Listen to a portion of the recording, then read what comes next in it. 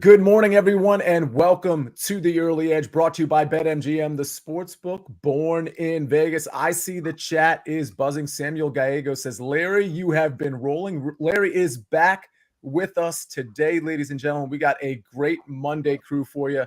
Let's see how we did over the weekend. We're talking Sunday night primetime, Friday show. We came off a 10-4 day, and this recap screen looking like 9-9. Mike McClure and Chip Patterson threading that needle that they said they would thread on the Friday show. Ole Miss first half, LSU plus 3.5. Danny Brasco 3-0. I go 2 out of 3. 9-9 isn't terrible, but we're obviously trying to do better than that. And today we're going to do it with the stars of the show. Let's bring him in right here, right now. We've got Mike McClure. We've got the sniper. We've got Larry Hartstein. You know how we start Mondays, everybody. Larry, I am going to start with you. You're back with us, so that is fantastic. Your reaction to NFL Sunday, what stood out? Well, you as a Commanders fan, I think you have to feel good about how your team acquitted themselves. I mean, of course, you give up almost 500 yards to a lethal offense, but you hang in there. Jaden Daniels plays well again, and the rest of the division really looks terrible. I mean, the Cowboys get absolutely annihilated, embarrassed, whatever word you want to say. And the Eagles were almost that bad. Their offense has really just become so sluggish. Even right before halftime, a chance to kind of put a nail in the coffin on the Browns, they get uber conservative and they decide we're going to just settle for a 58-yard field goal, whatever. Of course, it's a blocked field goal and a touchdown. They almost lose the game, but something is seriously wrong in Philly. And I wonder what would have happened to Nick Sirianni if they lost that game at home. So as a Commanders fan, I think you come out of that day feeling good. I totally agree. And you can't be tied late in the game with the Deshaun Watson-led Cleveland Browns team. I mean, you just can't. He is really, and I'm not even really trying to pile on. If you watch Watson, he is completely broken. He's not a good quarterback, period. So I was kind of stunned by that, Larry. I didn't have the Eagles, but I did think they should have covered. Yeah, you're right. As a Washington Commanders fan, I feel pretty good about yesterday. Those types of games against the Ravens, those are the types of games that historically we would have gotten blown out. The fact that we hung in there and were at least relevant through 4 quarters, I think did matter in terms of how I'm looking at this franchise in the future. Mike McClure, your reaction to Sunday? Yeah, it was a very interesting day across the board. Speaking on the Eagles they're a team that they're good because they have the ability to possess the ball. And that means they're going to be in 1-score games, but that also means they're going to be in a ton of 1-score games. So they're going to have to execute perfectly in crunch time every week going forward. So it does put a lot of pressure on that team. So I like them a little bit still. I think they're going to be undervalued potentially as they keep playing games like this. But you can almost guarantee they're going to be in 1-score games the rest of the way. Other team I want to highlight, the Green Bay Packers. I think this Green Bay team is one of the best teams in the league. I know they played Arizona on their home field at Lambeau, but Jordan Love is the real deal. They've got a number of weapons, and they really distribute the ball kind of randomly. So if you're someone betting props, it may be frustrating if you're backing that team. But as far as being an actual good football team, I think Green Bay is very good. That offense is going to be really hard to stop. We saw it in the playoffs last year. I mean, they probably should have advanced further than they did. Sniper, I see Rick Funcannon in the chat. He says, Bears, in all caps, with 7, I counted them, 7 exclamation points. Your reaction to the dismantling of the Blaine Gabbert-led Jacksonville. I'm sorry, it's Trevor Lawrence at quarterback. Go ahead. It's been a lot of fun few weeks. I saw a stat that this was the first time since 1956 that they had 5 offensive touchdowns 2 straight weeks. That's pathetic for a franchise as a whole, but it shows why we're so excited about Caleb Williams and where this thing seems to be going. Yes, and I'm aware of all the caveats that all 4 teams that the Bears have beat only have 1 win apiece. So yeah, easy part of the schedule, but you still have to go out and perform with that schedule. And to be 4-2 going into the bye week with a rookie quarterback who was the number 1 pick, that's a great, great start to his career. And do you know who they play coming out of their bye week, Sniper? Commanders. That's going to be fun. Yeah. And I mean, this quarterback class looks awesome so far. Absolutely. Larry, go ahead. Just as an NFL fan, because when you say Bears Commanders, I think of 9-7 on Thursday Night Football or something like that, that we were tortured with. And I'm just so excited because this will obviously be a lot different than that. Is there a chance that they could flex it, or is this too early in the year for the flexes? I don't know the answer to that question. I know that they wanted to flex. People wanted to flex the Ravens Washington game, and So maybe it's CS wanted to hang on to that one. I don't know exactly what the rules are for that, but I don't think it's too early necessarily. So I don't know. Maybe it's 2 weeks from now. Maybe we could see a flex situation there. All right, let's go to our first official pick. Mike, I don't want to spoil it for everybody, but you and I, fortunately for me, perhaps, are on the same page here. Talk to us about your pick for Monday Night Football. Yeah, I'm on the Jets side here, Sia. You can play them plus 1.5, minus 110, or even money on the money line. Those two plays in the sim are identical. Now, if you're having to only play plus one, I would prefer the money line up to minus 105. When you look at the spot for the Jets, I make this essentially a pick 'em. Considering the circumstances, I think that they definitely get a motivational boost with this firing of Robert Saleh, but it's really about the matchup. You know, there were a couple games this week that had a very similar matchup for me. And what I look at a lot, whether it's in DFS betting, the game is won and lost, in my opinion, still in the trenches. And it's really coming down to, I want an offensive line advantage over a defensive line. I don't care as much about the defensive line advantage over an offensive line, but if I've got the offensive line having the advantage clearly over a defensive line, that is going to be good news. We saw two other games yesterday that had a very similar situation. It was Green Bay on their home field against Arizona, and it was Detroit on the road against Dallas. To me, this one's very similar. The Jets have a big edge on the offensive line. They should be able to run the football. I know they want to keep the ball in Aaron Rodgers' hands as much as possible. However, I do think that they run the ball enough to provide some balance to really give him some time to operate here. Breece Hall, Braylon Allen should both find success against Buffalo. Buffalo, like I've heard other people make this analogy as well. Buffalo is a good team, not a great team. They're a good team with a great quarterback. They do not have a great team around him, though. So Josh Allen has to play superhero ball to win games like this, in my opinion. But I really like this spot for the Jets. It's a home game for them. It's now or never really for this team. If they can't win in this big spot, it's going to be an uphill battle for them. But it's the great news is if they win this game, they're in first place in this division. I think we get a classic Aaron Rodgers kind of revenge spot. You know, I talked about this on a couple of the other shows on CBS Sports HQ. There's one guy in the NFL that I want to back in an aha gotcha kind of moment. I know he wasn't involved in the firing of Robert Saleh. They definitely didn't like each other. Aaron Rodgers is the guy that I want to back when it comes time to being petty. So give me the Jets here plus 1.5. Yeah, first team all petty is Aaron Rodgers. Larry, go ahead. Yeah, a couple things just supporting Mike. There's no Ed Oliver for the Bills tonight, so that helps that O-line versus D-line matchup. And we always talk about the fired coach syndrome. Well, last year, Frank Reich and Josh McDaniels, when they got let go, their teams responded, winning and covering, and that is now 16-10 if you go back against the spread, if you go back the last 15 years. Yeah, I do want to point out as well, early last week, I actually put out a video across social media on my Instagram and Twitter because I believe in it so much, but I mentioned it on this show as well. You can get the Jets in a lot of markets at plus 115 to make the playoffs. I absolutely love that bet. And I'll say this, even if they were to lose to the Bills, which I don't think they will, I agree with Mike, even if they were to lose to the Bills, looking at their schedule, being 2-4 in a very average AFC, they could absolutely rattle off enough wins to sneak into the playoffs as a wild card or even still a division winner. So if you can get plus money on the Jets to make the playoffs, absolutely love that play.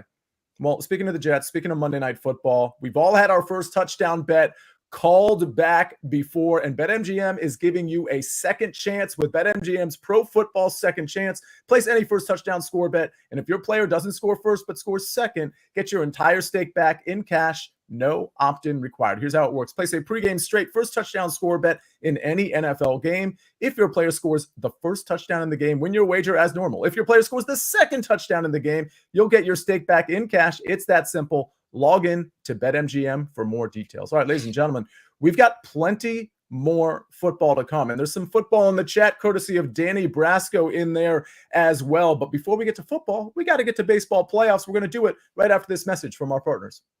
CBS Sports HQ, giving you college football coverage unlike anyone else. We're talking Big Ten. Pre- and post-game coverage. Are you encouraged with the way that this team responded? Along with breaking news. A lot of movement in the rankings this week. Highlights and expert analysis. That streak could be in jeopardy here. Sure. What was your main takeaway from this game? How impressive was his domination? That really changed the football game. Let's go ahead and have some more fun. Another wild ending. The chaos continues. Turn to CBS Sports HQ. All right, we're back on the Early Edge, brought to you by BetMGM, the sportsbook born in Vegas. Brad Betts in the chat. He says Ukraine versus Czechia. I hope I pronounced that right. Both teams to score at -126. We know Brad's sharp, so let's follow that. Danny Brasco pointing out 90% of the handle on the Bills. Is that true? Line went from +2.5 to +1. That is true. Ignore that reverse line movement in prime time at your own peril. Very good advice. All right, we'll bounce back to football in a second. But Sniper, we've got some playoff action today. I'm looking at it right now, 4:08 Eastern Standard Time or whatever, 4 o'clock. Mets-Dodgers. Mets trying to bounce back from getting a bit embarrassed last night. And then, of course, we've got the Guardians and the Yankees at around 7:30 tonight. Couple of playoff matchups. Where are the picks? How about the power of the Yankees here and having to be in prime time, right? The NLCS game 1 was last night, and then they're making them play at 1 o'clock local time in LA. And it's the Dodgers and the Mets. It's not like it's small market teams. Right. The Yankees have to be in prime time no matter what. I'll start in LA since that is the first game. And I'm going to go with Mookie Betts here over 1.5 hits, runs, RBIs. In my column on Sunday on CBSSports.com, I actually played this, and Mookie came through with that 3 RBI double late in the game. So I'm just going to run it back. Sean Manaea on the hill for the Mets. He's a lefty. Mookie hit over 300 against lefties this year. He's had 3 big games out of the last 4 here in the playoffs after, there was much made about his playoff slump and everything. And then Jurickson Profar robbed that bomb from him in game 2 last series, but home runs in games 3 and 4, big game last night. And in his career against Sean Manaea, 10 for 32 with 2 doubles, 3 triples, 3 home runs, and 8 RBI. A lot of success against Manaea in his career, so I'm going to run it back. Speaking of running it back, something I did hit late last week, which I've been slumping. I've been slumping, but I did hit Juan Soto over 1.5 hits, runs, RBIs in the last Yankees game. I'm going to run that one back again. It actually hit in the first inning of game 4 against the Royals there. Again, love this lineup spot for him being in the 2-hole. Gleyber Torres actually has been hitting the ball pretty well in the playoffs. Aaron Judge behind him. Surely Aaron Judge is going to start hitting in the playoffs at some point. So it's a nice cushy lineup spot for Soto there. And I mean, he's Juan Soto. Come on. Also, Alex Cobb on the mound for the Guardians. Soto in his career, you ready? 7 for 11 with a double and 2 home runs against Cobb. So I love Juan Soto tonight. Just going with the stars, Betts and Soto. All right, we're going with the stars. It looks like Big Cheesy is following your lead, Sniper. Right as you were saying that Juan Soto pick, he was typing it into the chat. If you have a pick you like in MLB, NFL, WNBA, name the sport, we'd like to hear about it. Certainly, if you have any questions about tonight's game, we'll try to get to those as well. Don't forget about NFL primetime, or I should say early edge primetime tonight at 7:15 with the crew. Everything you'll want to know about this game. All right, let's go to my pick, and then, Larry, we're going to go to yours. Mine I'm going to spend only a little bit of time on because it's the exact same pick Mike McClure just gave out. I like the Jets. I've been on this team since before the season, so I don't know if my perspective is a little clouded here with that when I grabbed the Jets to win the AFC East at plus 240 early when the markets came out. And I just think this team is better than they're showing. And I also think their schedule has been really tough, particularly with offenses. In other words, their defenses that they've been going after have been really tough defenses. So I do expect to level out from an offensive standpoint when I'm talking about the Jets, the run game, the pass game. I don't think they're going to be prolific by any means, but I don't think they need to be at home against this Bills team that is banged up on both sides of the ball. We know James Cook is banged up. We know Khalil Shakir is banged up. I don't know if he's going to play or not. I know he kind of got in a limited practice late in the week, but either way, I think this Jets team is primed to run the ball and milk the clock against this Bills team. I think we're going to see a lot of Breece Hall. I think we're going to see a lot of Braylon Allen, and I think we're going to see Rodgers kind of work the short area with guys like Garrett Wilson, Tyler Conklin. Long story short here, I think this is a perfect spot for the Jets to grab a win. Like Mike said, I think you could take that money line. I'll go ahead and take the plus 1.5. Wish I had gotten into 2.5, but I think they're going to outright win this game. So if you just want to erase the minus 110 and take the money line, I have no problem with that. That's my play. I know it's hard. I see the chat. It's hard to bet the Jets right now, but I think this is a great spot, and I think the Bills are more vulnerable than people think. Larry, I just mentioned one of the stars for the Jets maybe having a great game, whether it's in the running game or the receiving game. I think Breece Hall is going to be kind of the featured player, and I'm talking about both sides of the ball. What do you like from Breece today? Yeah, definitely hope you're right because I'm on, Breece Hall over 3.5 catches. And this has to do with the way the Bills are playing defense. They lose Matt Milano, one of the best cover linebackers in the entire NFL. Terrell Dotson goes to Seattle. So now you're playing Terrell Bernard and Dorian Williams as your two linebackers. Dorian Williams is a liability in coverage. And every single team that's playing the Bills, the running backs are going off as receivers. And we saw it last week with Dara Ogunbowale, excuse my pronunciation, 6 catches, 57 yards for the Texans. On the season, running backs averaging over 7 catches, over 60 yards. We know Breece Hall is the main guy in terms of receiving among the running backs. So I think he's going to be busy on the ground. I think he's going to make at least 4 catches and help the Jets get us home. Yeah, I think I like Larry's pick. I got to say, I was looking at Breece Hall's rushing yards as well. I think the combo prop, I think the receiving prop, I do think we're going to see a lot of Breece Hall. I actually wrote down his combo number. It's 84.5. His rushing number was 55.5. I think 56.5 in some places.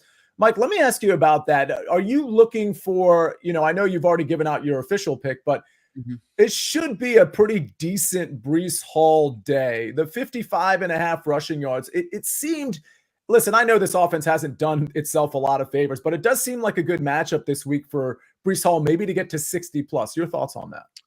Yeah, it's a good matchup for it. I do worry about just possessions being limited overall here. The Rodgers is just the absolute master of working a game clock. And I do think Buffalo will move the football a bit between the 20s. So, but the real concern for me is just the way Braylon Allen mixes in. He is a very hard runner. So I do think Breece, is this team like what I was actually expecting from this team going forward? I actually expect to see both of the backs on the field together a decent amount the rest of the season, with Breece Hall having such a great ability in the passing game. So I do certainly, I'm not taking any Breece Hall rushing unders in this game, but I do think he's probably more effective in the short area passing game where they let Braylon Allen take the hits between the middle. Yeah, and I will say, to your point, Mike, the rushing attempt total for Breece Hall is right around 13. It's 13.5. I think kind of like juiced a little bit to the under, but I think 13 is the, sort of the sweet spot that the market thinks he's going to get. And Braylon Allen, to your point, 8 rushing attempts. So, and that's not nothing. 8 rushing attempts isn't nothing. Yeah. I do think we could see a heavy dose, especially if this remains a neutral or positive game script for the Jets. I think we're going to see a healthy dose of both of those guys. Sniper, I want to go back to you. Anything in the chat that you noticed from a baseball question standpoint? Yeah, there were a few. Somebody just asked, would I go total bases on Soto and Betts instead of the hits, runs, RBIs? Mookie, yes. On Soto, my reluctance there is how much he walks. And part of the reason I love the hits, runs, RBIs is if he walks 3 times, there's still a chance he'll get driven home a couple times. So I might avoid it on Soto, but on Mookie Betts, I'm pretty good on that one. I've seen some people say Dodgers Yankees World Series. I'm inclined to agree. What else was there? There was one more. I need to go back and look. Sorry, go elsewhere. No, that's all right. Wait. Carlos Rodon. Somebody said Carlos Rodon over 4.5 hits allowed.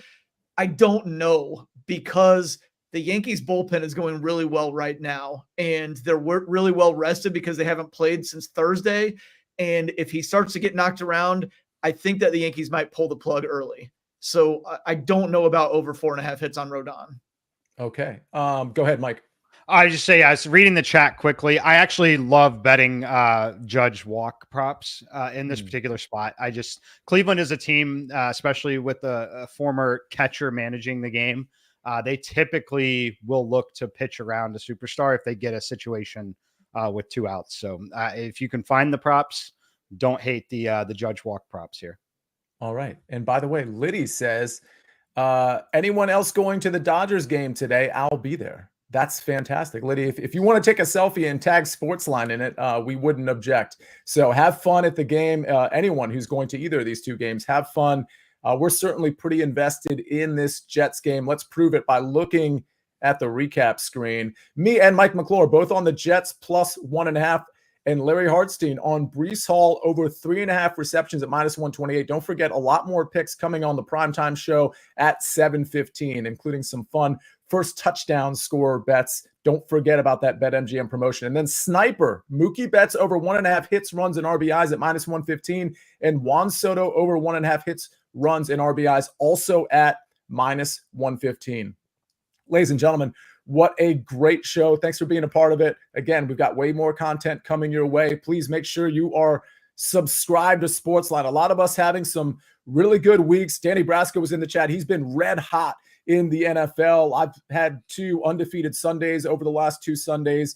You can get our picks right when we make them if you're a member of SportsLine. So make sure you check that out. But for today's show, let's go ahead and wrap it up. Big Cheesy says, good luck today, fam. On behalf of Jake the Snake on the 1s and 2s and 3s and 4s, and of course, Mike McClure, Larry Hartstein, and the Sniper, I'm the Counselor of Cash. This is the Early Edge. We rest our case.